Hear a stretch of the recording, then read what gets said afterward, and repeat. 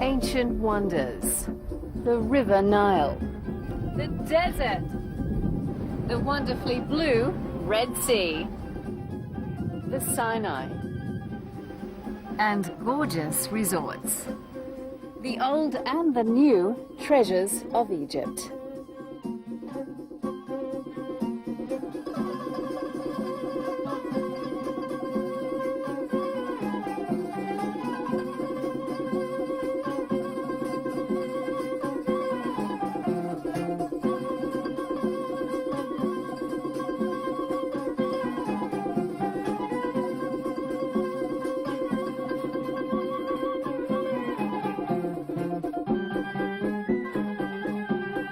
I was about to arrive in Cairo, the capital of a dream destination for many travelers. Cairo is Egypt. In Arabic, the city and nation are known by the same name, and it's through this gateway that you'll enter the splendors of a nation that has been home to pharaohs, Romans, Greeks, colonial Brits, Turks and Arabs before the independent Egyptians of today. I began my journey 9 hours away in Bangkok. Wow. Next stop, Egypt.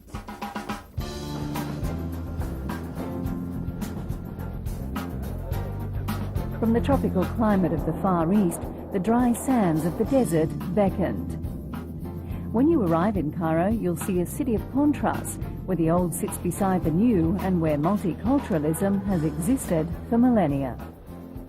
Cairo, there is no other city in the world like Cairo. The inner city area has about 8 million people, and in the greater city area, about 16 million people. And they're from all over this region. You've got every type of nationality, many different religions. This is a place of great ethnic diversity and lots of great things to see. From the riverfront, I made my way to the past, to Old Cairo. You'll see the oldest mosque in Egypt alongside the oldest synagogue, alongside the oldest churches.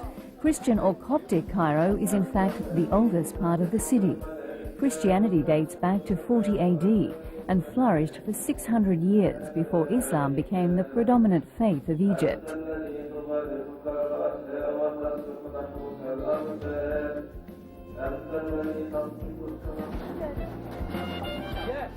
An essential part of any visit here is a brief stop at an awa or coffee house. You can also join in a few friendly debates.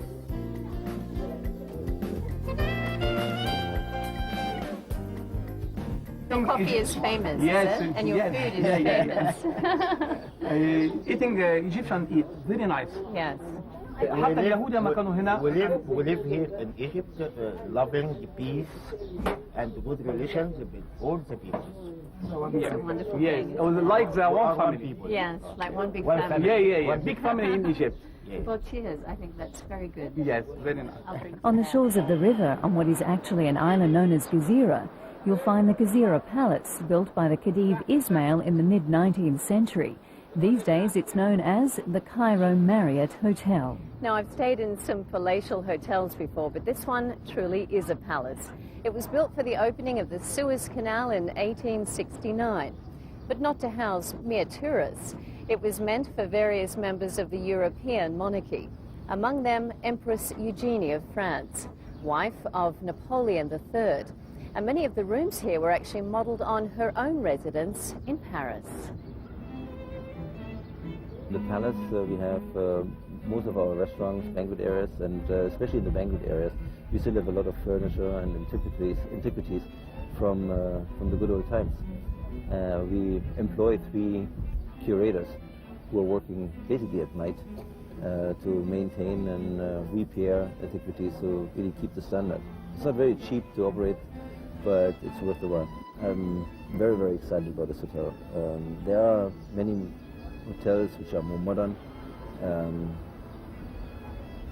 maybe technology-wise a bit ahead of us, but this hotel has flair, it has culture, it has history, and it's really very special. So I really enjoy working here, and here now since 3.5 years almost. And my predecessor was here for 17 years, so I have another 13 and a half to go. Wow. And you'd like to stay that long? I wouldn't mind. I love the country, I love the people. It's probably one of the safest countries and the safest city in the world. I mean, if you imagine Cairo having 18 million people living here, plus minus 2 million. I wouldn't hesitate anybody walking the streets at 3 in the morning. Today, this gracious building is a popular gathering place for both visitors and local residents who can relax in a haven of green in the city heart. It's a nice spot to sit, isn't it? Yeah, it's really nice, especially when the weather is as fine as it is today. Yeah.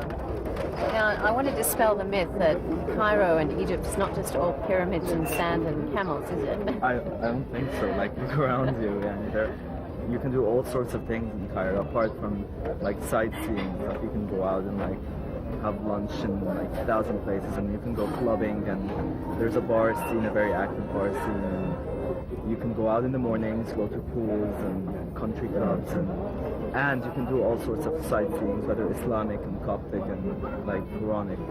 Shopping. And you can do, shopping. The shopping, wow. Big time. There are more than 1,200 rooms here and 7 presidential suites. And this is the view from the presidential suite, the heart of vibrant Cairo and the river that brings it life, the mighty Nile. It's the longest river in the world and has shaped the history of Egypt.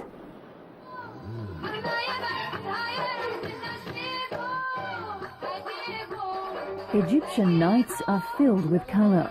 While a belly dancer spins to an oriental song, you can dine on flat bread, mezza, hummus, tahini, ground meat kofta and grilled kebabs. Finish it off with a traditional shisha pipe.